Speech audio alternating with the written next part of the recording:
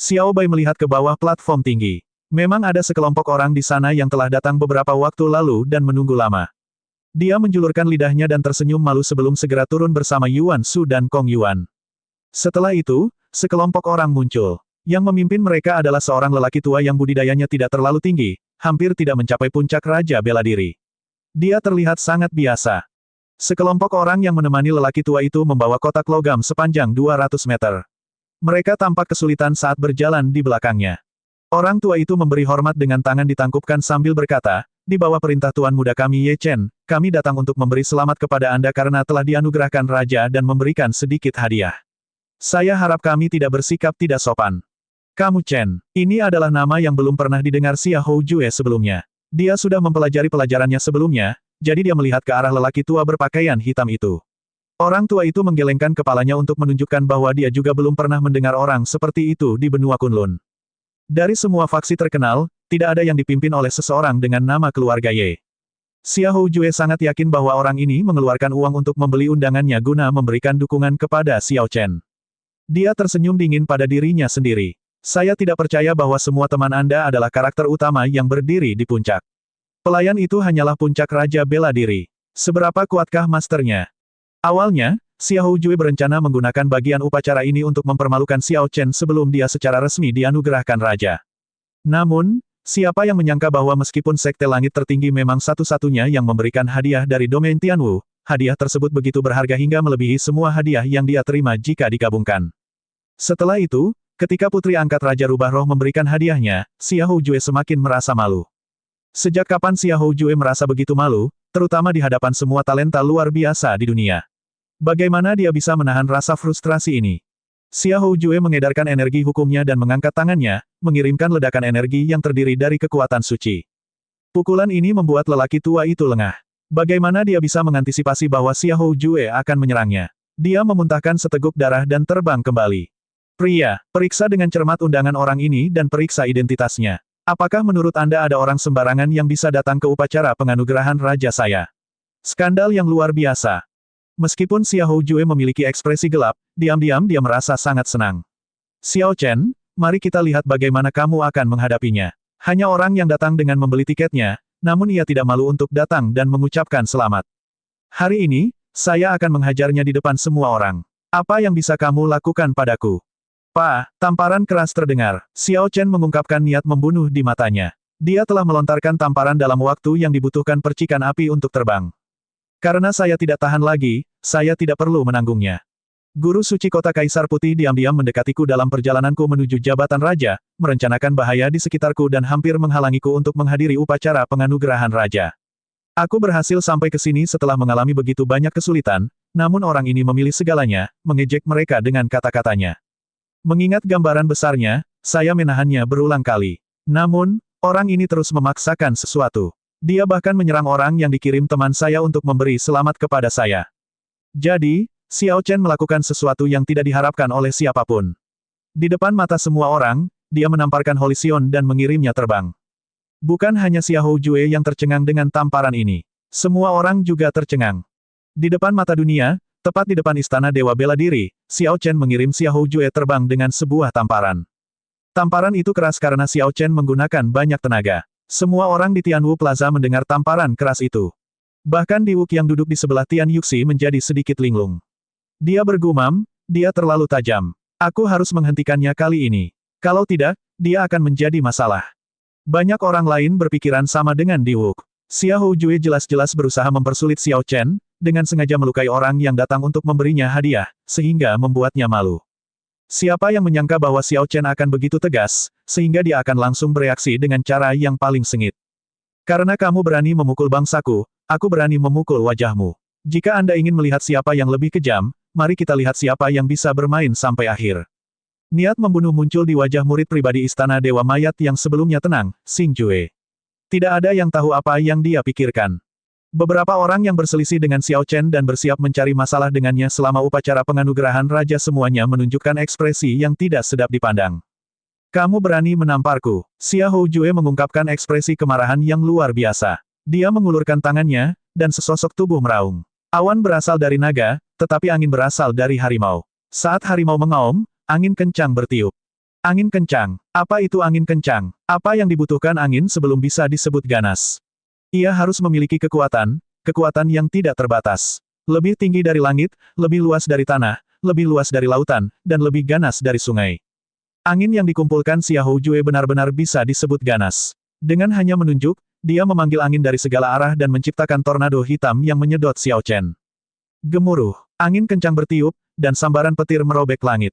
Awan menekan rendah, dan hujan lebat turun. Angin, hujan, dan kilat. Pertama datang angin, disusul hujan, kilat menyambar, dan gemuruh. Dengan menunjuk dan menggunakan angin sebagai fondasinya, Xiahou Jue mewujudkan fenomena misterius yang secara instan membuat kekuatan jarinya meningkat 10 kali lipat. Dalam kemarahannya, ketika Xiahou Jue menyerang, dia mewujudkan fenomena misterius angin, hujan, dan kilat saat dia menyerang Xiao Chen. Aura kekerasan menyebar dari tubuhnya. Ketika semua orang di Tianwu Plaza merasakan ketajaman dan kemauan Xiahou Jue, mereka hanya memikirkan satu kata, kekerasan. Saya benar-benar meremehkan Xiahou Jue. Saya tidak menyangka hanya satu jarinya yang begitu kuat. Keturunan suci. Bagaimanapun, dia adalah Sion suci. Aku ingin tahu bagaimana keadaan Xiao Chen di sana. Dia mungkin tidak dalam kondisi yang baik. Xiahou Jue mengumpulkan momentum terlalu cepat dengan gerakan ini. Angin bertiup dan hujan turun, kilat segera menyusul. Jika seseorang berada dalam jarak 100 meter, mereka tidak akan bisa menghindar. Xiahou Jue yang tiba-tiba mengamuk mengubah situasi di alun-alun. Sepertinya pertarungan antara harimau dan naga akan segera terjadi. Kekuatan yang ditunjukkan Xiahou Jue ketika dia menyerang tanpa peringatan apapun membuat semua orang tercengang. Tanpa diduga, dia berhasil menarik Xiao Chen. Semua orang bertanya-tanya bagaimana keadaan Xiao Chen di dalam tornado. Cahaya bulan murni keluar dari tornado hitam. Bulan purnama menggantung tinggi di udara, dan langit menjadi gelap, malam yang sempurna dan bulan yang sempurna, sepi, dingin, dan sunyi. Angin sepoi-sepoi bertiup, pedangnya terdengar seperti musik, seperti sitar dan seruling, tiada henti, bergema seperti angin sejuk di puncak gunung. Tenang dan tenteram, tidak panik menghadapi bahaya. Seseorang bisa menjadi sekeras yang diinginkannya, tapi bulan yang cerah akan tetap bersinar di sungai, seseorang bisa bersikap sekeras dan tidak masuk akal seperti yang diinginkannya, namun angin sejuk akan tetap bertiup di lembah pegunungan. Energi pada akhirnya akan habis. Tidak peduli seberapa kejamnya dia, aku tetap tidak bergerak. Yang terjadi selanjutnya adalah angin berhamburan, hujan berhenti, dan kilat menyambar. Ekspresi Xiahou Jue sedikit berubah. Kekuatan dari gerakan ini dapat mengguncang 9 langit. Namun, sepertinya benda itu mengenai kapas, tidak mengenai apapun. Bagaimanapun, kekuatan satu gerakan hanyalah satu gerakan. Jika dia ingin melanjutkan, dia harus mengubah langkahnya. Sambil berpikir, Xiahou Jue membentuk segel tangan dengan satu tangan, berniat untuk beralih ke gerakan lain. Ledakan. Namun, ketika energi gerakan Xiahou Jue mulai habis, cahaya pedang keluar dari tornado hitam. Angin kencang pun mereda, dan badai petir yang ditimbulkannya pun runtuh secara alami. Sepertinya serangan mengamuk itu hancur dengan munculnya cahaya pedang itu. Tepat ketika Xiahou Jue hendak meluncurkan gerakan keduanya, Xiao Chen mengulurkan tangannya dan mengambil inisiatif untuk melakukan serangan balik. Bulan cerah di langit berubah menjadi pedang Qi dan tiba sebagai serangan mendadak. Xiahou Jue hanya bisa menyebarkan energinya dan bertahan. Pedang Qi ini menjatuhkannya ke udara sekali lagi. Darah keluar dari sudut bibirnya, dia rupanya mengalami cedera yang cukup parah. Tuan Muda Xia, undangan itu tidak palsu. Inilah orang-orang yang dikirim secara pribadi oleh Tuan Muda Ketua Aliansi Laut Utara dari Lautan Berbintang Surgawi. Tepat ketika Xiahou Jue yang marah melompat bangkit, bersiap untuk melawan Xiao Chen, orang-orang Istana Dewa Bela Diri akhirnya selesai memeriksa undangan lelaki tua ini dan mengumumkan hasilnya. Bagaimana ini bisa terjadi? Kelompok orang ini berasal dari Aliansi Laut Utara. Xiahou Jue merasa agak pusing, kehilangan seluruh semangat juangnya, sebagai gantinya rasa dingin merambat di punggungnya. Dia sebenarnya telah menyerang orang-orang Aliansi Laut Utara. Aliansi Laut Utara jauh dari benua Kunlun. Tidak heran dia belum pernah mendengar nama Ye Chen. Namun, dia pernah mendengar tentang Aliansi Laut Utara sebelumnya. Itu adalah negara adidaya dari Samudera Langit Berbintang. Meskipun mereka lebih lemah dan tidak sekaya Istana Dewa Bela Diri, mereka jauh lebih kuat daripada kota Kaisar Putih miliknya. Bencana sesungguhnya tidak datang sendiri. Pertama, dia menyinggung putri angkat Raja Rubah Roh. Kemudian, dia menyinggung orang-orang Aliansi Laut Utara. Mengapa semua teman Xiao Chen adalah setan jenius? Saat semua orang menatap Xiahou Jue, ekspresi mereka berubah dari simpati menjadi kasihan. Kota Kaisar Putih telah melakukan banyak persiapan untuk memberikan ucapan selamat dan hadiah. Sebagian besar faksi utama di domain Tianwu tiba satu demi satu, membuat Xiahou Jue terlihat bagus. Namun, jika menyangkut Xiao Chen, hanya Sui Lingling yang melampaui apa yang diterima Xia Houjue. Xia Houjue tidak hanya mempermalukan dirinya sendiri, tetapi dia bahkan menyinggung Raja Rubah Roh dan Aliansi Laut Utara, dua raksasa dari benua Kunlun, satu demi satu. Tuan tua, apakah Anda baik-baik saja? Dengan menamparkan Xia Houjue, Xiao Chen berhasil melampiaskan sebagian rasa frustrasinya, sehingga dia kehilangan minat untuk berselisih dengannya. Dia segera menghampiri orang tua yang diserang Xia Houjue. Orang tua itu tersenyum dan menjawab, saya tidak terluka parah. Saya akan baik-baik saja setelah istirahat sebentar. Tuan muda berkata bahwa Tuan muda Xiao menghargai persahabatan. Dan memang benar, Anda benar-benar layak menerima hadiah ini. Buka kotak itu. Biarkan Tuan muda Xiao menghargai hadiah ini. Hadiah yang dikirimkan Tuan muda kita tidak akan mempermalukan Aliansi Laut Utara. Meskipun 10 Raja Bela Diri Puncak membawa kotak sepanjang 200 meter ini, mereka masih berjuang. Semua orang sudah lama merasa penasaran dengan isi kotak itu. Teman-teman Xiao Chen tampaknya semakin luar biasa. Putri angkat Raja Rubah Roh telah memberikan Vena Roh Kudus. Mungkinkah benda di dalam kotak itu menyaingi Vena Roh Kudus? Ketika para penggarap yang membawa kotak logam itu mendengar perintah untuk membuka tutupnya, mereka semua menghela nafas lega. Dengan membalikkan tangan, mereka melepaskan kait pada kotak. Tutup logam besar itu segera terbuka. Mengaum. Saat kotak logam itu terbuka, raungan naga yang sudah lama tertahan terdengar dari sana, mengguncang sekeliling. Gelombang naga mungkin menyebar kemana-mana. Ini berbeda dari kekuatan naga yang ditiru oleh para pembudidaya biasa. Ini adalah Dragon Might paling purba yang mengandung aura kuno yang bertahan beberapa puluh ribu tahun. Suara naga sejati. Apa yang terkandung di dalamnya? Kekuatan naga yang mengerikan. Mungkinkah itu tulang punggung naga sejati yang lengkap? Tulang punggung naga sejati sepanjang 200 meter. Itu terlalu ekstrim. Seberapa besar naga sejati ini saat masih hidup? Tulang naga sejati bernilai kota. Kelangkaan mereka terbukti dengan sendirinya. Di antara tulang-tulang itu, tulang punggung naga sejati yang tak terhitung jumlahnya adalah yang paling berharga. Kembali ke medan perang Savage, Anjangsi telah memperoleh satu set tulang punggung naga sejati yang langka dan menempanya menjadi cambuk petir naga sejati, sebuah senjata sub-ilahi. Panjang tulang belakang itu hanya 10 meter. Meski begitu, itu sudah sangat langka dan cukup untuk dijadikan senjata sub-ilahi. Tulang punggung naga sejati di hadapan mereka memiliki panjang 200 meter. Seberapa mengerikankah nilainya? Ada pepatah umum, naga bersembunyi di kedalaman. Pepatah ini tampaknya benar. Mungkin hanya Aliansi Laut Utara yang mampu menemukan tulang punggung naga sejati sebesar itu. Kotak logam besar itu ditutup dengan cepat. Xiao Chen merasa kaget. Pemberian ini agak terlalu besar nilainya, begitu besarnya sehingga dia tidak berani menerimanya. Tuan muda Xiao, tidak perlu memikirkan hal ini. Saat berada di gurun reruntuhan surgawi, Anda menyelamatkan nyawa Tuan muda kami. Ini adalah hadiah yang pantas. Terlebih lagi, Tuan muda kita sangat menghargai persahabatan. Karena Tuan muda Xiao dianugerahi Raja Naga Azure, kamu pasti layak menjadi tulang punggung raja di antara para naga ini, kata lelaki tua itu dengan santai, nadanya menunjukkan bahwa dia memiliki kesan yang baik terhadap Xiao Chen. Yang jelas, tamparan tadi sangat membantu lelaki tua ini melampiaskan kekesalannya juga. Tidak jauh dari situ, Xia Houjue membelalakan matanya hingga matanya hampir keluar.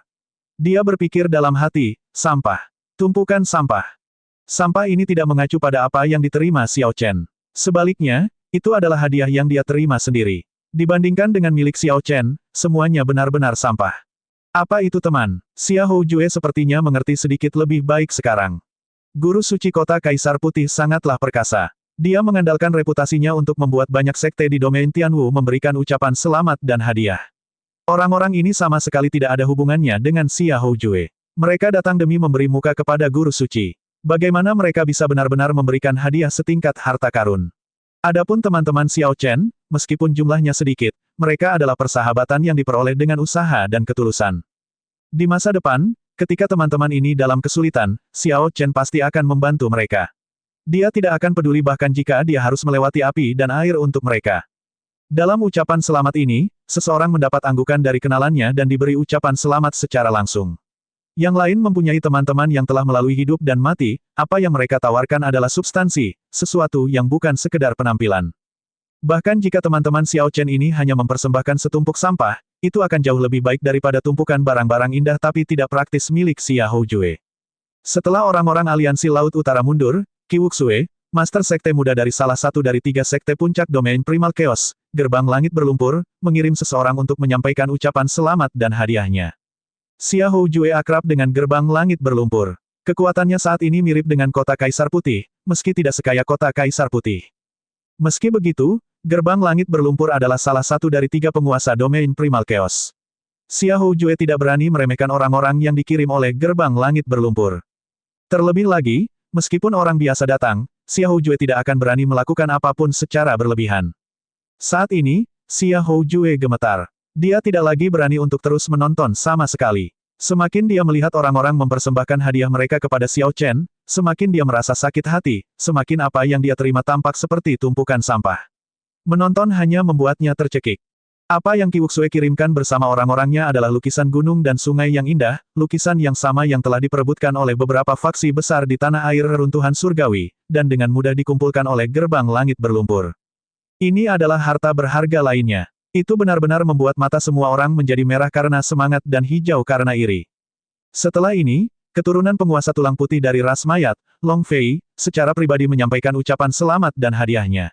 Namun, hadiahnya cukup istimewa. Itu adalah sebuah catatan. Catatan ini berisi satu informasi di dalamnya, lokasi singgasana keputusasaan, yang berada di Samudra Langit Berbintang. Ini adalah berita yang sangat praktis dan berguna bagi Xiao Chen. Baiklah, selamat. Wanita ini tidak mempunyai sesuatu yang baik untuk diberikan. Aku hanya bisa memberimu mutiara pengumpul jiwa ini. King Cheng dari ras hantu melangkah maju dan memberikan ucapan selamat dan hadiahnya. Meskipun King Cheng berbicara dengan santai, pemberiannya masih menimbulkan kehebohan. Untuk apa mutiara pengumpul jiwa digunakan? Ketika seseorang meninggal, 3 jiwa spiritual dan 7 jiwa fisiknya akan segera tersebar. Jika seseorang memiliki mutiara pengumpul jiwa, 3 jiwa spiritual dan 7 jiwa fisiknya tidak akan tersebar. Catatan TL, 3 jiwa spiritual dan 7 jiwa fisik adalah konsep Taoisme. Setelah kematian, 3 jiwa spiritual terpisah, 1 ke surga, 1 ke neraka, dan 1 lagi tertinggal di kuburan. 7 jiwa fisik adalah aspek manusia, sisi duniawi manusia, kegembiraan, kemarahan, kesedihan, ketakutan, cinta, benci, dan keinginan. Jiwa fisik tersebar setelah kematian. Jika tubuh fisik tidak rusak, mutiara pengumpul jiwa dapat menciptakan keajaiban kebangkitan dalam waktu 7 hari. Saat ini, mata semua orang berbinar ketika mereka melihat Xiao Chen seperti sedang melihat harta karun berbentuk manusia. Jika ada yang merampok Xiao Chen, mereka akan berubah dari miskin menjadi kaya. Tuan Muda Xiao, ada orang asing yang meminta saya untuk memberikan lukisan ini kepada Anda pada upacara penganugerahan raja. Selamat atas penganugerahan raja. Seorang kultivator ras iblis yang tidak dikenali Xiao Chen melangkah maju dan menyerahkan sebuah lukisan kepadanya. Xiao Chen membuka lukisan itu, merasa curiga. Lalu, dia tercengang. Hanya ada 2 warna dalam lukisan itu, hitam dan putih.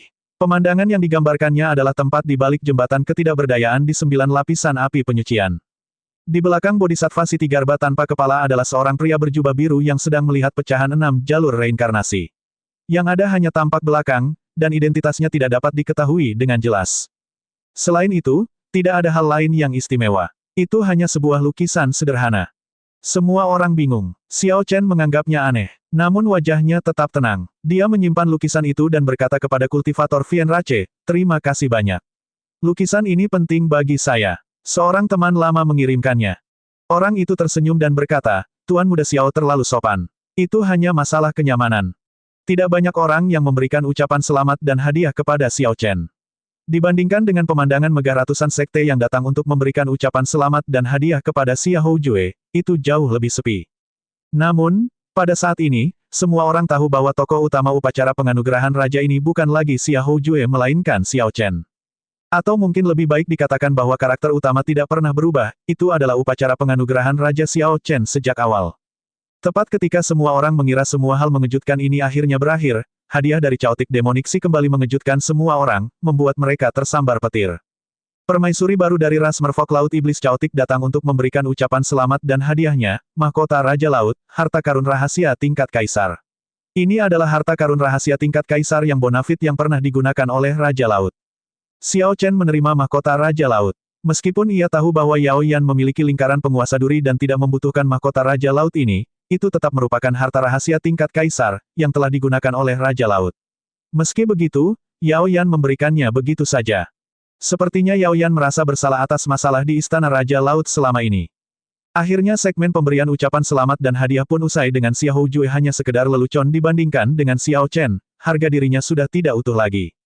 Di beberapa kursi VIP di kejauhan, Nuan Muyun dari Phoenix Passion Palace dan Feng Wuji dari Divine Martial Gate keduanya mengungkapkan ekspresi ketakutan yang masih ada. Saat itu, ketika tiga tanah suci berencana menggunakan salah satu dari mereka untuk menekan Xiao Chen, karena kurangnya ambisi mereka, keduanya menolak dan memberikan kesempatan kepada Xia Houjue. Jika saat itu, keduanya tidak menolak peran itu, orang yang berdiri di platform mungkin adalah mereka. Ketika mereka memikirkan pengalaman Xia Houjue, mereka gemetar ketakutan. Nuan Muyun menghela nafas pelan, Xia Houjue agak terlalu terpesona dengan eksternalitas ini. Dia menaruh terlalu banyak simpanan pada mereka. Jika dia berpikiran lebih luas, mengingat bakatnya, dia masih bisa tumbuh lebih kuat. Feng Wuji menggelengkan kepalanya dan berargumen, Xia Houjue sebelumnya adalah generasi muda manusia terkuat. Ketika Xiao Chen muncul entah dari mana, kondisi mentalnya menjadi kacau. Saya bisa memahaminya. Masalah hari ini mungkin tidak hanya membawa masalah baginya. Nuan Muyun melihat sekeliling dan berkata dengan tenang, Xiao Chen ini memang cukup kuat. Namun, dia memiliki terlalu banyak musuh, dan keunggulannya terlalu tajam. Mungkin masih ada beberapa variabel dalam upacara penganugerahan raja ini. Variabel apa? Nuan Muyun menunjuk ke suatu arah dan berkata, lihat, pemuda berwajah putih berbaju hitam itu. Itu adalah murid pribadi Raja Hantu Gunung Timur, Xie Zixuan. Niat membunuh di matanya belum memudar sejak Xiao Chen tiba. Lihatlah sisi lain. Itu adalah murid Dewa Mayat penghukum surga di Istana Dewa Mayat, Xing Jue. Dia adalah yang terkuat dari generasi muda Kors Rache. Sebelumnya, ketika Xiao Chen bergerak, saya juga memperhatikan niat membunuh di matanya. Ada juga Di Wuk. Sampai saat ini, saya masih menganggap orang ini tidak dapat dipahami. Saya tidak tahu apa yang dia pikirkan. Pendukung ketiga orang ini adalah ahli terkuat di alam Kunlun. Mereka juga memiliki ambisi terbesar. Bagaimana mereka bisa berdiam diri dan menyaksikan Xiao Chen dianugerahkan raja? Belum lagi keturunan kaisar bela diri berdaulat lainnya. Sulit untuk mengatakan apakah dia berhasil mendapatkan lambang Raja Naga Azure. Feng Wuji melihat ke arah yang ditunjuk Nuan Muyun. Ketika dia selesai berbicara, dia mengungkapkan keterkejutan di wajahnya. Jelas, dia tidak menyangka Xiao Chen memiliki begitu banyak musuh yang kuat. Raja Hantu Gunung Timur, Dewa Mayat Penghukum Surga, dan Dewa Penguasa Surga meninggalkan adalah ahli yang berada di level yang sama dengan Penguasa Guntur. Sebelum Xie Zixuan, Xing Jue, dan Di Wuk datang, mereka mungkin telah menerima instruksi dari ketiga ahli tersebut. Setelah itu adalah pemberian lambang raja. Dengan lambang ini, mereka akan mendapatkan pengakuan penuh dari Istana Dewa Bela Diri. Gelar Raja Naga Azure dari Xiao Chen akan diakui sepenuhnya. Xia Houjue seharusnya bisa mendapatkan lencana ini dengan sangat mudah. Namun, akan agak sulit bagi Xiao Chen untuk melakukannya. Sebelum memberikan lambang tersebut, Istana Dewa Bela Diri mengizinkan para penggarap generasi muda untuk datang dan menantang calon raja. Dalam keadaan normal, para penantang ini akan membatasi diri mereka pada pertukaran petunjuk sederhana, karena Istana Dewa Bela Diri. Namun, saat ini, tiga guru suci yang saat ini mengelola Istana Dewa Bela Diri jelas tidak mendukung Xiao Chen. Bahkan sekarang mereka berada di ambang perselisihan yang sengit. Xiao Chen tidak akan bisa mengandalkan Istana Dewa Bela Diri, hanya pada dirinya sendiri. Seorang pelayan cantik membawa piring dengan lambang Raja Macan Putih yang berkilau dengan cahaya perak. Ini adalah harta karun rahasia berkualitas tinggi. Setelah pengumuman selesai, pelayan cantik itu mengambil lambang Raja Macan Putih dan bersiap untuk menempelkannya di dada jubah Xia Houjue. Setelah lambang itu dipasang, mulai sekarang, Xia Houjue dapat secara terbuka menyebut dirinya Raja Macan Putih. Ketika lambang itu menempel sepenuhnya di sudut atas dada Xia Houjue, lambang itu berubah menjadi macan putih dan menyatu dengan pakaiannya. Armor Raja Macan Putih miliknya tampaknya juga berubah, tampak dipenuhi dengan lebih banyak spiritualitas. Memang benar, Xia Houjue berhasil dianugerahkan raja. Tidak ada yang datang untuk menantangnya. Xia Houjue berdiri di samping dan menatap Xiao Chen. Dia berkata, silakan, silakan. Menurut peraturan Istana Dewa Bela Diri, begitu kamu gagal dianugerahkan raja, kamu harus mengembalikan semua hadiahnya. Saya menantikan ekspresi menakjubkan Anda. Orang seperti ini selamanya hanya menunggu untuk melihat seseorang membuat lelucon tentang dirinya sendiri. Begitu seseorang tersandung, mereka bisa melempari Anda dengan batu dan mengejek Anda. Seorang pelayan membawa lambang Azure Dragon King. Lambang biru itu memiliki ukiran gambar naga di atasnya. Itu memancarkan cahaya biru samar dan tampak berkabut seperti ilusi. Di bawah arahan lelaki tua berpakaian hitam itu, Xiao Chen selesai menyatakan kesetiaannya. Kemudian, lelaki tua berpakaian hitam itu membacakan beberapa kata yang berbelit-belit dan berlebihan sebelum berkata, setelah sekian lama, lambang Raja Naga Azure, yang telah mengumpulkan debu selama 10.000 tahun, kini dianugerahkan kepadamu. Saya harap Anda akan menghargainya dan menjaganya dengan baik. Gelar Azure Dragon King sangat berharga. Bagaimana bisa Istana Dewa Bela Diri dengan santai membagikannya kepada orang sembarangan? Saya, Ren Kongjue, Tidak yakin akan hal ini. Dengan teriakan dingin, sosok tinggi dan kekar mendarat dengan keras di peron. Itu adalah Ren Kongjue dari ras raksasa gunung. Bang! Saat kaki Ren Kongjue hinggap di peron, rasanya seperti gunung yang jatuh ke tanah. Terdengar suara keras, dan debu beterbangan. Gelombang kejut yang dapat membelah gunung menekan angkasa, menyebabkannya beriak seperti air saat menyebar. Ada di sini, kata Xiao Chen pada dirinya sendiri. Dia setenang air yang tenang. Apa yang seharusnya terjadi akhirnya datang. Xiao Chen bermaksud mengakhiri semua dendam masa lalu pada upacara penganugerahan raja ini. Aku akan mengalahkan siapapun yang menghalangiku untuk dianugerahkan raja. Tidak ada yang bisa menghindari kekalahan di tangan saya jika saya menginginkannya. Siapakah Ren Kongjue? Dia adalah talenta luar biasa dari ras kuno, ras raksasa gunung. Belakangan ini, dia muncul di Starry Heaven Silver Lake, memamerkan kecerahannya dan berani bersaing dengan Diwuk. Pendaratan Ren Kongjue telah menimbulkan debu dan pasir serta menimbulkan gempa bumi yang dapat membelah gunung. Ini menunjukkan betapa kuatnya dia. Bang! Xiao Chen menunjuk jarinya. Cahaya pedang seperti bulan dengan mudah membelah gelombang kejut, pasir, dan debu yang melanda.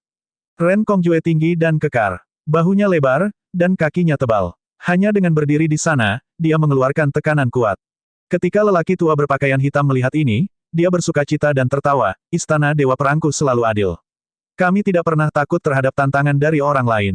Xiao Chen, jika kamu mempermalukan Istana Dewa Bela Diri, maka kamu tidak perlu menyimpan lambang Raja Naga Asura ini.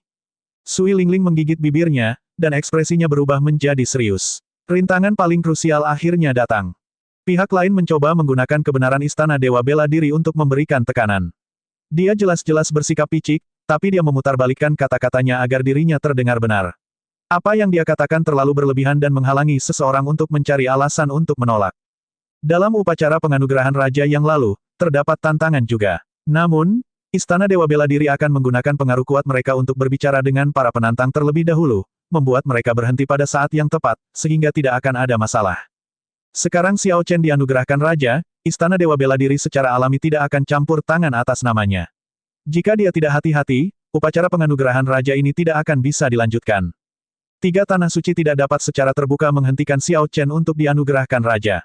Mereka hanya bisa melakukan beberapa trik kotor secara rahasia. Harus dikatakan bahwa langkah ini sangat berguna. Pertama, 3 tanah suci mengirim orang untuk memblokir Xiao Chen, berusaha mencegahnya tiba tepat waktu. Kemudian, bahkan jika dia berhasil melakukannya, dia akan menghadapi tantangan dari musuh-musuhnya. Ketika dia sudah kehabisan tenaga, mereka akan melemahkannya dengan jumlah, mencoba memaksanya menyerah untuk dianugerahkan raja.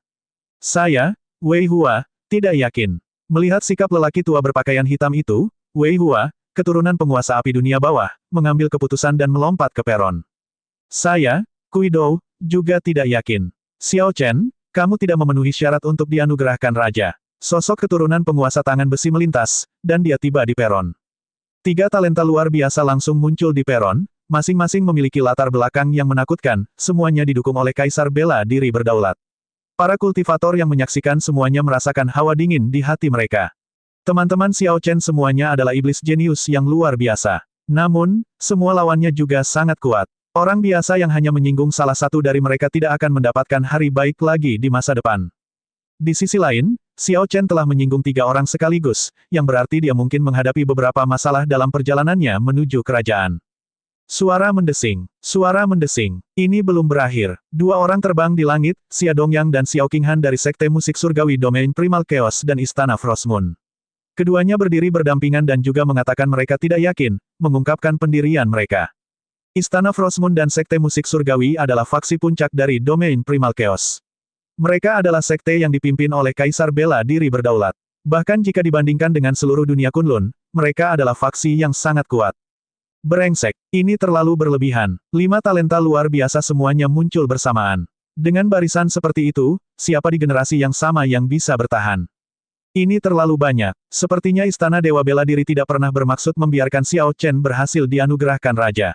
Jika tidak, mereka tidak akan mengirimkan undangan kepada orang-orang ini. Sepertinya lambang Raja Naga Asura akan terus mengumpulkan debu.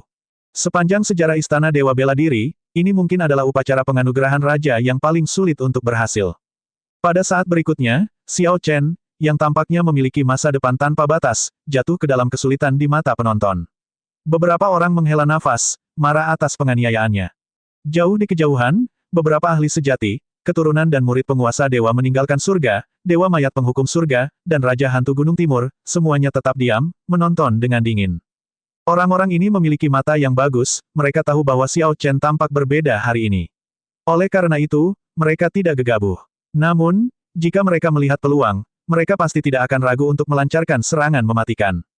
Jika orang banyak tahu bahwa ketiga orang ini tidak senang dengan penobatan Xiao Chen sebagai raja, mereka akan sangat terkejut. Ketika Xia Houjue melihat adegan ini, dia merasa gembira. Langit membantu saya. Saat ini, saya, Xia Houjue, masih menjadi tokoh utama dalam upacara penganugerahan raja ini. Xiao Chen, bahkan jika kamu memiliki lebih banyak teman dan memperoleh begitu banyak kemuliaan ketika mereka memberikan ucapan selamat dan hadiah, kamu harus mengembalikan semuanya setelah kamu gagal dianugerahkan raja. Kegagalan Anda mungkin akan menjadi bayangan di hati Anda seumur hidup, kamu selamanya tidak akan bisa menjadi kaisar bela diri. Orang tua berpakaian hitam itu sedikit terkejut, tidak menyangka begitu banyak orang dengan dukungan kuat tidak yakin bahwa Xiao Chen akan dianugerahkan raja. Orang tua berpakaian hitam itu tidak bisa menahan diri untuk tidak bergumam pada dirinya sendiri, meskipun penguasa Guntur tidak peduli dengan banyak hal dan sering berkultivasi secara tertutup, jika Xiao Chen benar-benar dipukuli sampai mati di sini, bahkan ketiga guru suci pun akan melakukannya, tidak dapat menjelaskan hal ini kepada penguasa Guntur. Dia mengambil lambang Azure Dragon King, berkata, Xiao Chen, sepertinya reputasimu tidak cukup. Ada begitu banyak orang yang tidak yakin bahwa Anda harus dianugerahkan raja. Lebih baik kamu meninggalkan lambang Raja Naga Azure di Istana Dewa Bela Diri untuk diamankan. Xiao Chen membalas dengan tidak sopan tanpa ekspresi apapun di wajahnya, itu hanya beberapa orang yang tidak berteriak, dan itu berarti reputasiku tidak mencukupi. Pak Tua, saya pikir Anda pikun atau buta.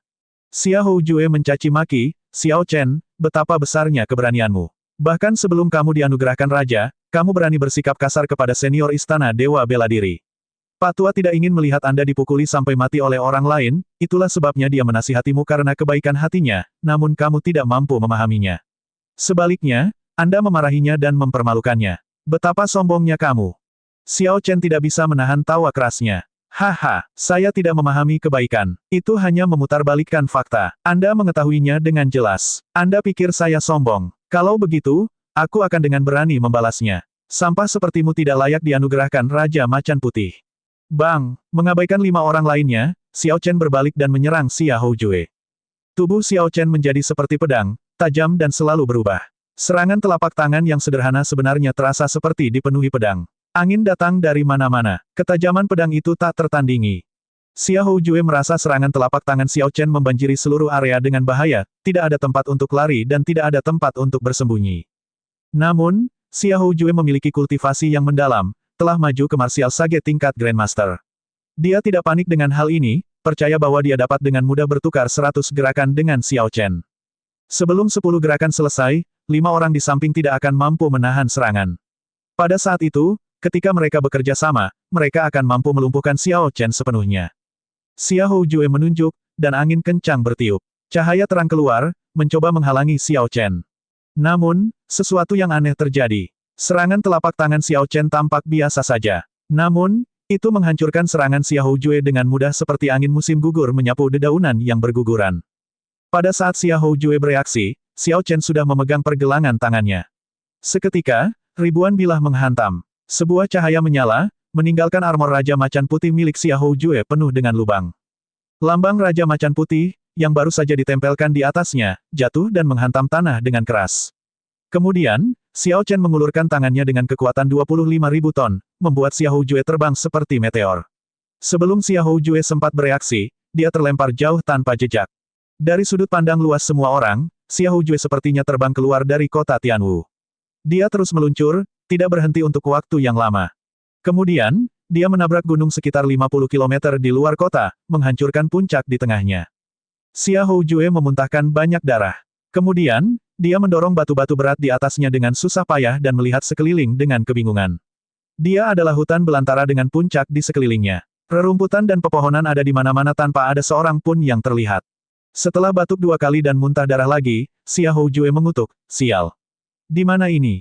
1 detik sebelumnya, dia berada di Tianwu Plaza yang ramai dan dipenuhi bunga. Bagaimana bisa pada detik berikutnya, dia sampai di pegunungan terpencil? Ini adalah 2 tempat yang sangat berbeda. Dia tidak bisa memahaminya. Kembali ke Tianwu Plaza, hanya Xiao Chen yang bergerak dalam waktu singkat ini. Ketika dia menggunakan kekuatan penuhnya, dia telah mengungkapkan kultivasinya. Martial Sage tingkat Grandmaster yang hebat. Xiao Chen sebenarnya maju ke Martial Sage tingkat Grandmaster yang hebat. Tidak heran dia bisa mengalahkan Xiahou Jue dalam satu gerakan saat dia lengah. Semua orang terkejut. Martial Sage tingkat Grandmaster yang hebat. Xiao Chen benar-benar maju ke Martial Sage tingkat Grandmaster tanpa ada yang mengetahuinya. Bahkan generasi muda yang paling unggul pun hanyalah Martial Sage tingkat Grandmaster. Bagaimana tepatnya dia berkultivasi? Ketika lelaki tua berpakaian hitam itu mencari Xiahou Jue dan tidak dapat menemukannya dimanapun, dia gemetar karena marah. Kamu sangat berani. Kamu bahkan berani menyerang Raja Macan Putih yang baru saja dianugerahkan Raja oleh Istana Dewa Bela Diri. Sambil memegang lambang Raja Macan Putih, Xiao Chen menjawab dengan tenang, Istana Dewa Bela Diri selalu adil, tidak pernah takut akan tantangan dari siapapun. Inilah yang dikatakan Pak Tua sendiri. Apakah itu hanya omong kosong? Orang tua berpakaian hitam itu merasa tercekik. Dia memang mengucapkan kata-kata itu sebelumnya. Siapa sangka Xiao Chen akan langsung memberikan tantangan kepada Xiahou Jue begitu saja dan bahkan mengusirnya dalam satu gerakan. Xiao Chen tidak bisa diganggu dengan lelaki tua berpakaian hitam itu. Dengan membalikkan tangannya, Lunar Shadow Sabre muncul di genggamannya, dan dia menusukkannya ke tanah. Bang! Saat ujung sarungnya terbanting ke tanah, retakan menyebar. Saat jubah putih Xiao Chen berkibar, dia menggenggam gagang pedang dengan tangannya, dan aura tak terbatas melonjak dengan suara yang berat. Ren Kongjue dan yang lainnya tanpa sadar mundur selangkah. Adakah orang lain yang berani mengatakan bahwa mereka tidak yakin? Xiao Chen bertanya dengan acuh tak acuh sambil menatap dengan tenang kelima orang di depannya. Siapa lagi yang berani mengatakan bahwa mereka tidak yakin? Kata-kata Xiao Chen terdengar biasa saja, dan tatapannya setenang air. Dia memandang 5 orang di hadapannya dengan apatis, tidak menunjukkan ketajaman apapun. Namun, kilatan aura tingkat Grandmaster yang hebat dan cara mudahnya mematahkan gerakan Xiahou Jue, serta perkembangan selanjutnya, memberikan tekanan yang sangat besar pada semua orang. Ren Kongjue dan yang lainnya merasakan beban yang menekan seolah-olah ada sesuatu yang menyumbat tenggorokan mereka, menghalangi kata-kata, tidak yakin. Keheningan memenuhi seluruh tempat, tidak ada satu orang pun yang berbicara. Sepertinya kata-kata Xiao Chen mengejutkan dan membuat semua orang terdiam. Satu orang, satu pedang, dan satu kalimat menekan 5 talenta yang kuat dan luar biasa hingga berkeringat dingin dan kehilangan ketajamannya. Ras raksasa gunung selalu pemarah. Ren Kongjue tidak bisa menahan atmosfer yang menekan ini, jadi dia meraung, kamu hanyalah seorang Martial Sage tingkat Grandmaster yang hebat. Bukannya aku belum pernah membunuh Martial Sage tingkat Grandmaster yang hebat sebelumnya. Saya tidak yakin bahwa Anda harus dianugerahkan Raja Naga Azure. Apa yang berani kamu lakukan? Bakat yang kuat dan luar biasa ini memiliki kemampuan untuk bertarung di atas wilayah budidaya mereka. Ketika Xiao Chen adalah seorang Sage bela diri tingkat tinggi, dia sudah bisa melawan Sage bela diri tingkat Grandmaster. Sebagai seorang Martial Sage tingkat Grandmaster dan dengan tubuh fisik yang mengerikan dari ras raksasa gunung, Ren Kongjue secara alami mampu membunuh Martial Sage tingkat Grandmaster yang hebat juga. Perkataan Ren Kongjue tidak salah.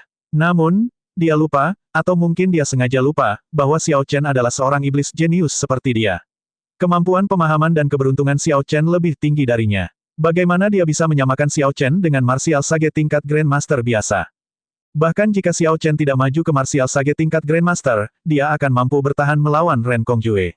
Sekarang Xiao Chen adalah Martial Sage tingkat Grandmaster yang hebat, Ren Kongjue tidak memiliki peluang sama sekali. Setelah menyelesaikan apa yang dia katakan, Ren Kongjue menyerang Xiao Chen. Tubuhnya seperti gunung. Saat dia pindah, rasanya seperti gunung yang tumbang. Gemuruh keras mengguncang udara terus-menerus. Saat Ren Kongjue berlari ke depan, dia membuat ruang bergetar, menciptakan riak seperti yang ada di danau. Lawan biasa pasti sudah muntah darah dan dikalahkan hanya dengan ini, tanpa dia bisa mendekat. Jika ras kuno yang kuat tidak memiliki bakat bawaan, bagaimana mereka bisa dikenal sebagai ras kuno yang kuat? Xiao Chen tidak merasa terkejut dengan riak itu. Dia hanya menunggu Ren Kongjue bergerak.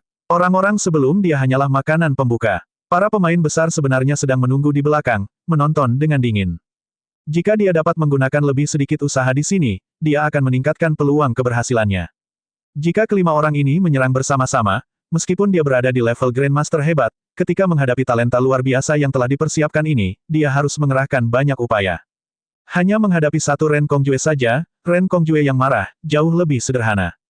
Ruang yang beriak itu menyatu. Namun, Xiao Chen sudah mencapai tubuh Sage peringkat 4, jadi ini tidak banyak mempengaruhinya. Dia berdiri di sana tanpa bergerak. Matanya melihat semua kemungkinan lintasan yang bisa diambil Ren Kongjue. Dengan membalik tangan Xiao Chen, Lunar Shadow Saber di telapak tangannya mulai berputar dengan cepat.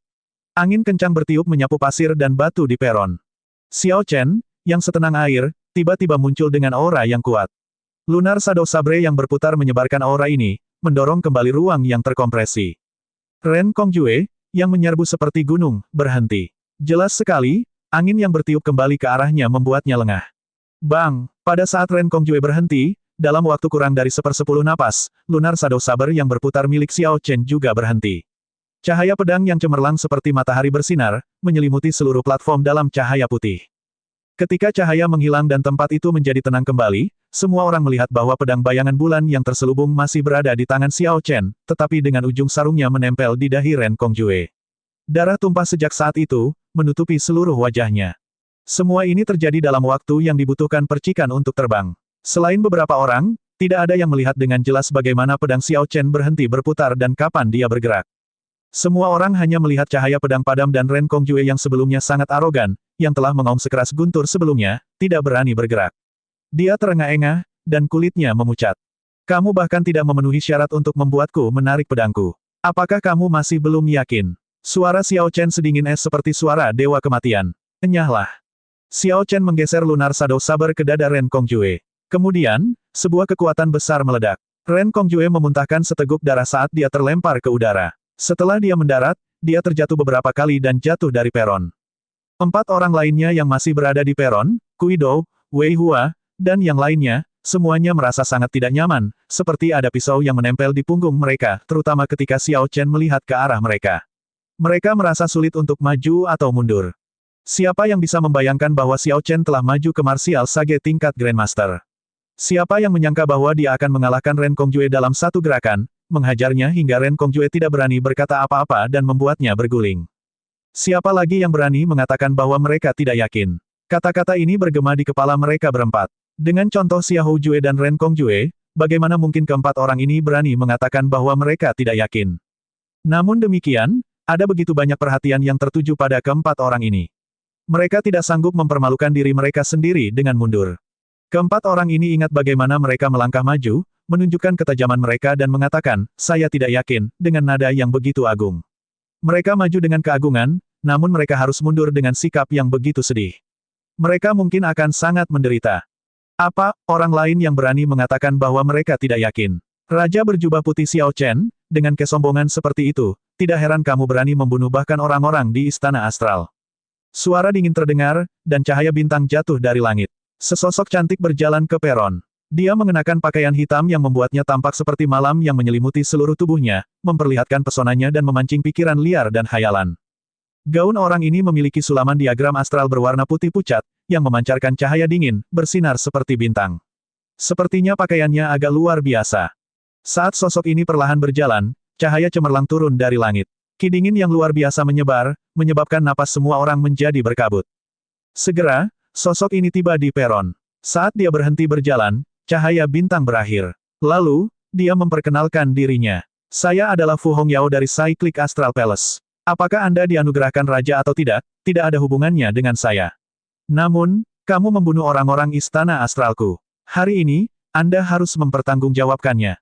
Siapa orang ini? Kenapa aku belum pernah mendengar tentang dia sebelumnya?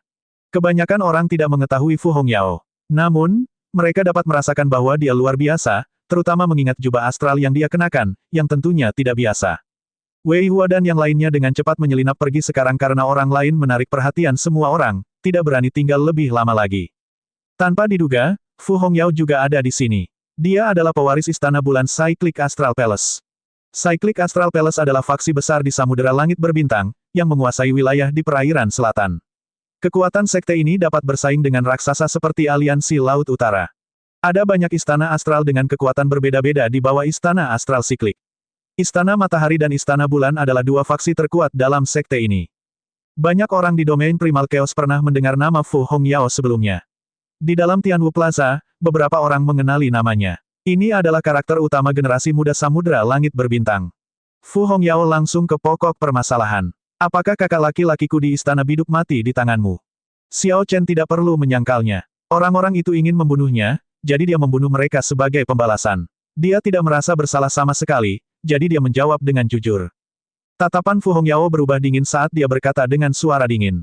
Kamu cukup berterus terang, tidak menunjukkan rasa takut. Namun, kamu tetap harus mati.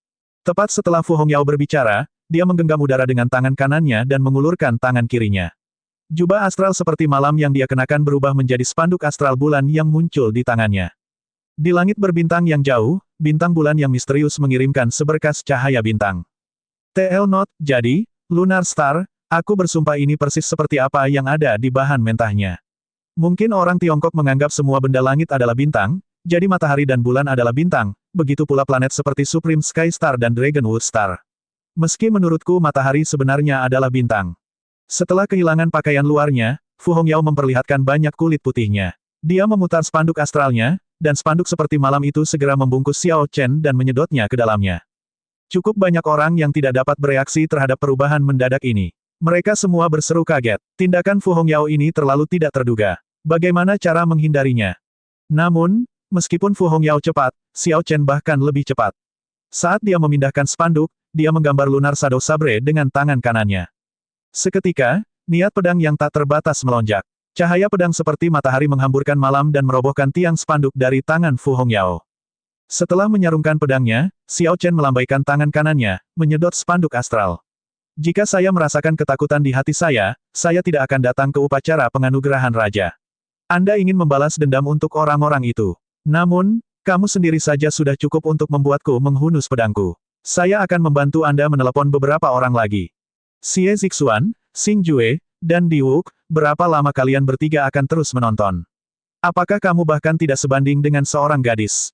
Xiao Chen memandang melewati Fu Hongyao, ke arah pewaris Raja Hantu Gunung Timur, Dewa Mayat Penghukum Surga, dan Dewa Penguasa Surga meninggalkan, secara terbuka menantang mereka. Saat Xiao Chen berbicara, semua orang terkejut.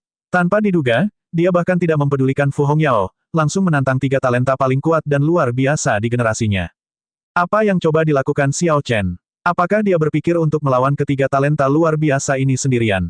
Ketika Fu Hongyao melihat Xiao Chen memegang spanduk astral bulannya dengan tangan terentang tetapi bahkan tidak memandangnya, sama sekali mengabaikannya, dia tidak bisa menahan perasaan marah. Spanduk astral bulan, kembalilah. Fu Hongyao berteriak. Spanduk astral bulan kembali menjadi jubah hitam, terlepas dari tangan Xiao Chen seperti kabut hitam, dan terbang kembali ke arahnya. Ekspresi aneh muncul di mata Xiao Chen. Namun, dia tidak menghentikannya, membiarkan pihak lain merebutnya kembali. Dia sekarang menikam Lunar Shadow Saber, yang kembali ke sarungnya, ke tanah lagi. Dia meletakkan satu tangannya di atasnya sambil menatap Xie Zixuan, Xing Jue, dan Diwuk. Dalam menantang ketiga orang ini, Xiao Chen juga punya rencana dan pertimbangannya sendiri. Jika dia bertarung satu demi satu, dia hanya akan memperlihatkan kartu asnya, memberikan peluang bagi orang terakhir. Oleh karena itu, dia sebaiknya melawan ketiganya bersama-sama. Mengingat budidaya martial sage tingkat Grandmaster-nya yang hebat, tubuh sage peringkat 4, kekuatan fisik 5 kekuatan naga, dan energi sihir yang memenuhi lautan kesadarannya, dia setidaknya memiliki peluang untuk menang. Bagi Xiao Chen, upacara penganugerahan raja ini adalah kesempatan besar. Jika dia berhasil, keberuntungan naga sejati tingkat raja mungkin berubah menjadi naga sejati tingkat kaisar. Dia akan menuai keberuntungan yang besar, dan tidak ada seorang pun di generasinya yang mampu bersaing dengannya. Namun, jika dia dikalahkan, dia akan kesulitan lolos dari kesengsaraan. Keberuntungannya akan jatuh ke titik terendah. Jika dia ingin mendaki lagi, itu akan sangat sulit. Xiao Chen harus mengalahkan semua orang yang mencoba menghentikan penganugerahannya. Gelar Raja Naga Azure adalah milikku. Itu disimpan hanya untukku. Karena kamu sangat ingin mati, maka aku, Xie Zixuan, akan mengabulkan keinginanmu. Teriak Xie Zixuan, yang tidak bisa lagi menahan ki pembunuhnya. Kabut hantu muncul di tempat dia berdiri sebelumnya. Kemudian, kabut hantu muncul, dan dia muncul di peron dengan 8 pedang melayang di belakangnya. Teknik gerakan ini aneh dan tidak terduga. Itu adalah langkah bayangan hantu, teknik gerakan Raja Hantu Gunung Timur yang terkenal. Dibutuhkan bakat yang sangat tinggi untuk melatihnya. Tanpa diduga, Xie Zixuan berhasil menyempurnakannya di usia 30 tahun. Saya mendengar bahwa teknik gerakan ini menciptakan gambaran hantu di setiap langkahnya. Setiap gambar hantu adalah tiruan. Setelah mencapai kesempurnaan agung, seseorang dapat mengambil 99.000 langkah, menjadi tidak dapat diprediksi. Dia pasti akan membunuh lawannya. Saat Xie Zixuan muncul di peron, teknik gerakannya yang aneh menarik perhatian semua orang. Tatapan Xie Zixuan menyeramkan saat dia melihat Xiao Chen, tidak menyembunyikan ki pembunuhnya sama sekali. Sebelumnya, di 9 lapisan api penyucian, Xie Zixuan baru saja maju ke martial sage tingkat Grandmaster, dan budidayanya belum sekuat itu. Karena kecerobohannya, dia menderita luka parah dari 20 kekuatan naga milik Xiao Chen. Sejak saat itu, kejadian itu tak pernah jauh dari pikirannya. Selain itu, orang di depan Xie Zixuan ini dekat dengan faksi permaisuri hantu. Tidak peduli bagaimana dia melihatnya, dia tidak bisa membiarkan pihak lain berhasil dianugerahkan raja di bawah hidungnya. Haha, keturunan Raja Naga Azure, Raja berjubah putih Xiao Chen, aku sudah lama mendengar namamu. Aku, Xing Jue, akan datang dan mengujimu juga. Murid pertama surga yang menghukum Dewa Mayat, Xing Jue tersenyum lembut. Dia mengambil satu langkah ke depan dan mendarat di platform konferensi raja. Kini, hanya Diwuk yang belum bergerak. Segera, semua orang memusatkan pandangan mereka padanya. Mereka ingin melihat bagaimana reaksi orang terkuat dari generasi muda ini terhadap sikap Xiao Chen yang meremehkannya. Emosi Diwuk saat ini sangat bertentangan. Xiao Chen dulunya seperti semut, namun sekarang dia berani menantangnya secara terbuka di hadapan semua orang di dunia. Selain itu, ini bukan tantangan satu lawan satu tetapi sebagai sebuah kelompok, bersama dengan Xing Jue dan Xie Zixuan. Aku ikut denganmu, kata Tian Yuxi lembut di sampingnya. Ketika Diwuk mendengar ini, dia tercengang. Dia melambaikan tangannya dan berkata, tidak perlu. Jika dia menantang kita satu persatu, dia masih punya kesempatan untuk hidup hari ini. Sekarang dia menantang kita semua bersama-sama, dia tidak punya peluang sama sekali. Ledakan, Diwuk berdiri. Citra bangsa dewa muncul di belakangnya, dan pujian bergema. Dia tidak mendarat di tanah.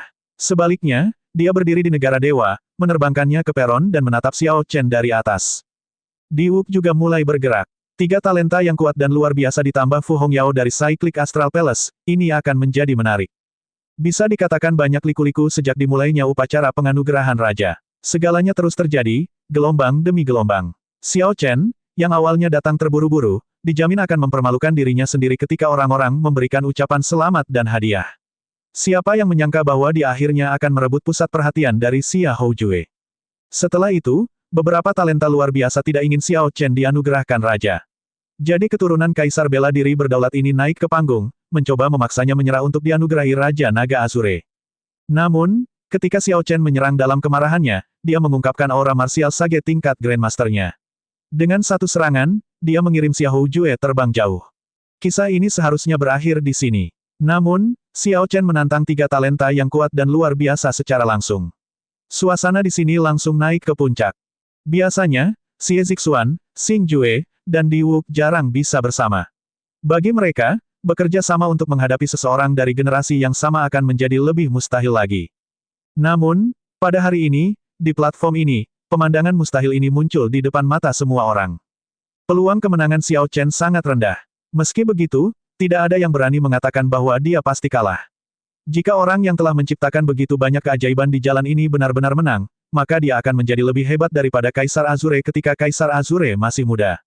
Jangan merebut ini dariku. Saya bisa menangani orang ini sendirian. Dia hanyalah martial sage tingkat Grandmaster yang hebat, bukan seseorang yang saya hormati. Memikirkan dia begitu sombong, menantangku untuk mengatakan bahwa aku tidak yakin. Baiklah, saya akan mengatakannya sekarang, saya tidak yakin. Xie Zixuan tersenyum dingin dan mengambil inisiatif untuk menyerang. Dia adalah orang yang sangat bangga. Ketika dia melihat Xiao Chen mengungkapkan kultivasinya, dia mengira Xiao Chen telah mengungkap semua kartu trufnya. Xie Zixuan merasa ini bukan apa-apa dan percaya bahwa dia bisa menanganinya sendirian. Yang lain dengan senang hati membiarkan Xie Zixuan pergi duluan, untuk menyelidiki Xiao Chen. Namun, jika mereka melihat peluang, mereka pasti akan memberikan pukulan mematikan pada Xiao Chen ketika mereka bisa. Zeng, zeng, zeng, 8 pedang di belakang Xie Zixuan bergerak. Dia mengambil 8 langkah, setiap langkah meninggalkan gambar hantu, menciptakan tiruan. Ketika dia selesai, sulit membedakan yang asli dan yang palsu. 8 klon gambar hantu menggunakan teknik sabre yang berbeda. Namun, mereka terhubung bersama saat suara hantu melolong tanpa henti. Platform itu sepertinya berubah menjadi dunia baru tempat dewa hantu turun. Black Key melonjak ketika kekuatan dewa hantu menyebar. Saat suara hantu melolong, cahaya hitam menyebar, menggetarkan hati semua orang. Di atas langit, Diwuk, yang berdiri di atas patung bangsa dewa, sedikit mengernyit. Teknik Avicii Sabre miliknya telah mencapai kesempurnaan kecil. Tidak heran dia begitu percaya diri. Ketika Xie Zixuan menggunakan teknik pedang ini, Diwuk bukanlah satu-satunya yang ekspresinya berubah, para penggarap lain yang diundang semuanya juga terkejut. Teknik pedang Avicii adalah seperangkat teknik bela diri komprehensif yang diturunkan dalam perlombaan hantu. Bahkan Ghost Shadow Step yang terkenal hanyalah sebagian saja. Xiao Chen sudah mengetahui bahwa Xie Zixuan mempraktikkan teknik pedang Avici, jadi dia tidak terkejut. Dia memegang gagang pedangnya dengan tangan kanannya dan dengan hati-hati menatap ke 8 klon. Namun, dia tidak terlalu memperhatikan neraka Avici yang dipanggil Xie Zixuan. Saat ki hitam menutupi seluruh platform, Ditki melonjak tanpa henti dari pusat. 8 klon gambar hantu Xie Zixuan sudah terlihat sangat solid. Mereka tampaknya hampir menahan Xiao Chen dan segera membunuhnya. Dalam waktu yang dibutuhkan percikan untuk terbang, Xiao Chen menyipitkan mata dan mengarahkan pandangannya ke salah satu klon. Kemudian, dia menghunus lunar Shadow Sabre miliknya dengan tangan kanannya secepat kilat. Seluruh tubuhnya berubah menjadi cahaya pedang ungu saat dia melintas. Guntur menderu, dan kekuatan pedang berkumpul. Terdengar bunyi, dang. Dengan satu serangan pedang, Xiao Chen menjatuhkan senjata klon tersebut. Lampu pedang terus berkedip. Listrik berwarna ungu bergerak tanpa henti saat memancarkan cahaya. Dalam 3 tarikan napas, kilatan cahaya itu saling bertumpuk di udara, meninggalkan ribuan bayangan cahaya pedang. Xiao Chen bergerak terlalu cepat. Klon itu tidak bisa menghadapinya tepat waktu. Dia menikam klon itu, dan klon itu memuntahkan darah saat terbang kembali. 7 klon lain yang bergegas untuk membantu hancur satu demi satu, berubah menjadi cahaya hitam dan bergabung kembali ke tubuh Xie Zixuan. Neraka Avici yang hampir selesai terbentuk juga hancur. Ditki menghilang menjadi gumpalan cahaya yang tak terhitung jumlahnya. Itu tidak mungkin. Bagaimana kamu menemukan tubuh asliku? Xie Zixuan memuntahkan seteguk darah lagi, matanya dipenuhi rasa tidak percaya. Perbedaan antara energi mental keduanya terlalu jauh. Selama ada perbedaan kecil sekalipun, Xiao Chen akan dapat membedakan yang asli dari yang palsu menggunakan sense spiritualnya, melakukan hal itu tidak sulit baginya. Sayangnya bagi Xie Zixuan, dia sangat percaya diri sebelumnya, berpikir bahwa dia tidak akan kalah. Tentu saja, Xiao Chen tidak akan memberitahunya tentang hal ini. Spring Thunder meraung, dan semuanya terbangun dari hibernasi. Xiao Chen berbalik dan menyerang dengan pedangnya. Bunga persik bermekaran sejauh 50 km. Aroma memenuhi udara saat kelopak bunga berterbangan kemana-mana. Pedang ini mewujudkan kekuatan hidup yang tak terbatas saat menyapu semua ki kematian di sekitarnya dan menebas ke arah Xie Zixuan. Namun, saat cahaya pedang hendak menyerang Xie Zixuan, ada kilatan cahaya bintang. Fu Hongyao dengan cepat menyerbu, memegang spanduk astral bulan di tangannya. Xing Jue mengulurkan tangannya, dan sebuah kapak besar muncul di dalamnya. Kapak besar ini berputar di sekitar jari-jarinya, berputar seperti angin dan tampak sangat mengamuk. Ketika cahaya pada kapak besar itu mencapai puncaknya, Xing Jue melompat dan menebas ke arah kepala Xiao Chen. Sebuah suara datang dari gambar bangsa dewa di atas. Diwuk tampak berwibawa dan khusyuk saat dia membentuk segel tangan, mengeksekusi penguasa ilahi yang menerangi surga, jejak penghilang dunia. Surga pertama, surga kedua, surga ketiga, sampai surga ke-99 muncul. Heaven Illuminating Divine Sovereign berdiri tegak bagaikan gunung. Saat ia berteriak, ia mengirimkan jejak penghilang dunia ke Xiao Chen. Meskipun Xie Zixuan mengatakan bahwa dia ingin bertarung sendirian dan tidak ingin ada orang yang ikut campur, Xiao Chen tetap waspada. Bagaimana mungkin dia tidak berusaha memantau ketiga orang ini? Saat ketiganya melancarkan serangan gencar, Xiao Chen memperhatikan mereka. Dia menarik serangannya dan mundur. Pertama, dia menghindari lunar astral banner milik Fu Hongyao, yang berisi cahaya dingin tak terbatas saat menyerang. Saat kaki Xiao Chen mundur selangkah, pilar es setinggi 1 km yang memancarkan ki dingin yang luar biasa melonjak ke tempat dia berdiri sebelumnya. Jika Xiao Chen selangkah lebih lambat, energi astral yang sangat dingin dari bulan akan mampu membekukan bahkan jiwanya dan menghancurkannya menjadi pecahan es.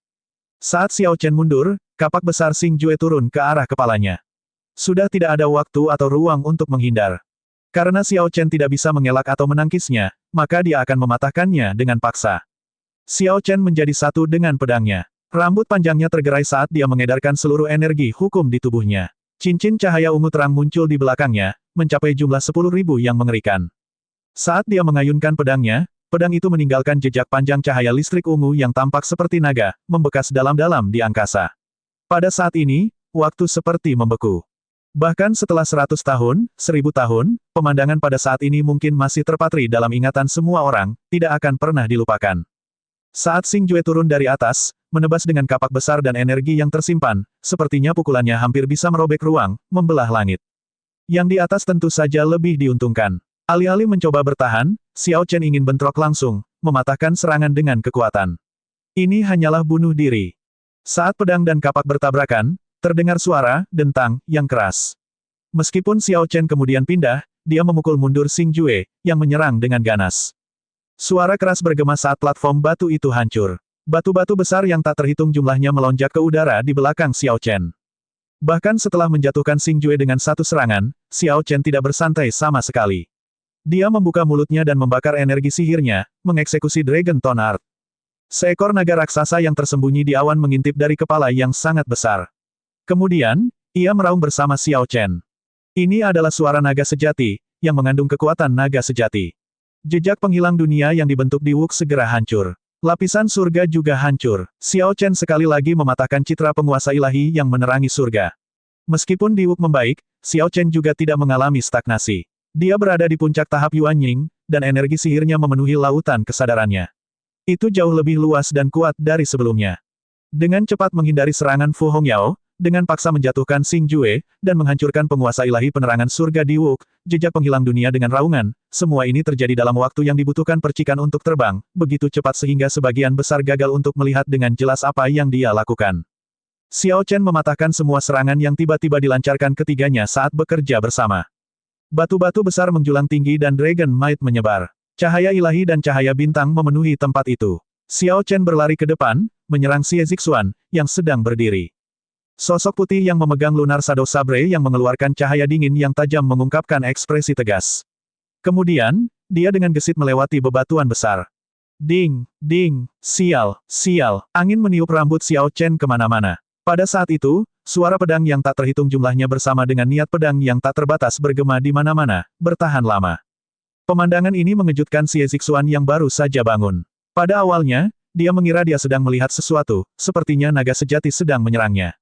Pada saat dia bereaksi, Xiao Chen sudah berada di hadapannya. Ketika Xiao Chen memotong, bunga persik sepanjang 50 km muncul. Bunganya seperti pedang saat terbang, bergerak tanpa henti. Dengan satu potong, 10.000 bunga bermekaran. Guntur musim semi menderu tanpa henti, mengeluarkan kekuatan hidup tak terbatas yang dengan kuat melawan Ditki Xie Zixuan. Dalam sekejap, keduanya bertukar 1000 serangan. Pertarungannya begitu cepat hingga membuat mata semua orang terpesona. Sosok keduanya bergerak cepat di tengah kelopak bunga, pedang Qi ditembakkan kemana-mana. Setelah 100 gerakan berikutnya, 10 luka pedang muncul di tubuh Xiao Chen, begitu dalam hingga tulang terlihat. Qi hitam masih melekat pada mereka, dan darah terus mengalir keluar. Namun, Xie Zixuan benar-benar penuh dengan luka pedang yang tidak berhenti mengeluarkan darah, dan kulitnya menjadi pucat. Dia memandang Xiao Chen dengan sedikit ngeri dan berkata dengan suara bergetar, kamu benar-benar kejam. Orang-orang yang menonton semuanya merasakan ketakutan di hati mereka, keringat dingin menetes di punggung mereka. Ini adalah pertukaran di mana Xiao Chen berisiko terkena pukulan, namun meskipun dia terkena pukulan, dia tidak akan berhenti. Jika kamu memotongku sekali, aku akan memotongmu 10 kali sebagai balasannya. Dengan demikian, Xiao Chen berakhir dengan 10 luka pedang sementara Xie Zixuan memiliki 100 luka pedang. Melihat Xie Zixuan yang jatuh, Xiao Chen mengabaikannya. Jika saya tidak kejam, bagaimana saya bisa menghilangkan kecakapan tempur Anda dalam waktu sesingkat itu? Satu jatuh. Xiao Chen menghitung dalam hatinya. Dia berbalik, dan sosoknya bersinar, menghindari serangan Fu Hongyao lainnya. Ratusan pilar es setinggi 1 km memenuhi platform yang hancur saat ini. Fu Hongyao telah menciptakan semua pilar es ini sementara Xiao Chen bertarung dengan Xie Zixuan. Dia telah melancarkan banyak serangan pada Xiao Chen saat itu, tapi dia menghindari semuanya. Jika bukan karena pelecehan Fu Hongyao, Xiao Chen akan bisa lolos hanya dengan setengah luka yang dia alami saat ini. Saat Xiao Chen melawan Xie Zixuan, Di Wuk dan Xing Jue tidak mengambil kesempatan itu untuk melancarkan serangan diam-diam. 5 jari Xing Jue bergerak cepat, membuat kapak sepanjang 1 meternya menari dengan gesit di jari-jarinya. Saat kapak besar itu berputar, angin kencang bertiup ke arahnya dari segala arah. Pada awalnya, angin tidak berbentuk dan tidak berwarna. Perlahan-lahan, mereka mendapatkan sesuatu yang aneh, berubah menjadi badai hitam kematian yang dipenuhi lolongan hantu. Di Wuk menutup matanya dan duduk di atas patung bangsa dewa. Nyanyian pujian menjelma menjadi cahaya ilahi yang membumbung tinggi ke langit, mengubah rambutnya menjadi kristal. Wajah tampannya tampak sempurna dan ilahi. Bang! Cahaya dingin menyala dan angin dingin bertiup. Dengan cahaya bintang yang menyilaukan, Xiao Chen bahkan tidak perlu menebak untuk mengetahui bahwa ini adalah jurus mematikan Fu Hongyao. Xiao Chen melihat panji astral terbentang, tampak gelap gulita seperti malam, seperti langit malam luas yang terbang ke arahnya. Di pemandangan malam, ada satu bintang yang berkelap-kelip dengan dingin. Ini adalah bintang bulan kuno. Tatapan Xiao Chen tenggelam. Wanita ini benar-benar tidak ada habisnya. Dia dengan santai menancapkan lunar Shadow Saber ke bawah dan membentuk segel tangan. Papan catur nasib muncul di atas kepalanya ketika waktu dan ruang saling terkait satu sama lain. Cahaya bintang bersinar di antara mereka. Lintasan setiap bintang ditentukan oleh Dao Surgawi. Jika papan catur takdir digunakan untuk menggerakkan mereka, itu akan menciptakan kekacauan dalam takdir, badai langit berbintang. Xiao Chen memindahkan 10 bintang dan membentuk badai hitam yang hebat untuk berbenturan dengan pemandangan malam Panji astral di udara.